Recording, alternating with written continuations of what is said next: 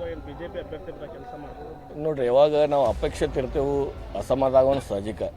ಆದ್ರೂ ಪಕ್ಷ ಬರೋ ದಿನಮಾನದಲ್ಲಿ ಗುರುತಿಸಿ ಒಳ್ಳೆ ಸ್ಥಾನಮಾನ ಕಾಕಕ್ಕೆ ಕೊಡ್ತಾರಂತ ನನಗೂ ವಿಶ್ವಾಸ ಐತಿ, ನಮ್ಮ ಭಾಗದ ಜನತೆಗೂ ವಿಶ್ವಾಸ ಐತಿ.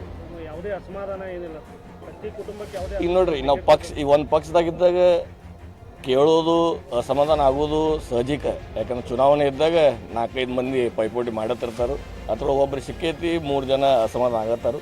ಆದ್ರೂ ಅದೆಲ್ಲ ಮರೆತು ಬಿಟ್ಟು ಬರೋ ಚುನಾವಣೆಯಲ್ಲಿ ಮೋದಿಯವ್ರನ್ನ ಒಂದು ದೂರದೃಷ್ಟಿ ಇಟ್ಕೊಂಡು ಮೋದಿಯವ್ರು ಮತ್ತೊಮ್ಮೆ 3ನೇ ಬಾರಿ ಪ್ರಧಾನಿ ಆಗಬೇಕಂತ ನಾವೆಲ್ಲರೂ ಒಟ್ಟಾಗಿ ಕೆಲಸ ಮಾಡಿ ಮತ್ತೆ ನಮ್ಮ ಭಾಗದಿಂದ BJP MP ಅವ್ರನ್ನ ಆರಿಸ್ತಾರೋ ಜವಾಬ್ದಾರಿ.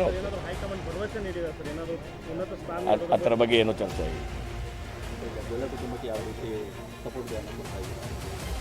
ನಾವು ಮೊದಲಿಂದ ಜೊಲ್ಲೆಯವರಾಗಲಿ ನಮ್ಮ ಭಾಗದೆಲ್ಲ BJP ಕಾರ್ಯಕರ್ತರ ಶಾಸಕರೆಲ್ಲರೂ ಒಳ್ಳೆಯ ಒಂದು ಕುಟುಂಬ ಆಗಿ ಈ ದಿವಸ ಬೆಳ್ಕೊಂಡು ಬಂದಿದ್ದೀವಿ.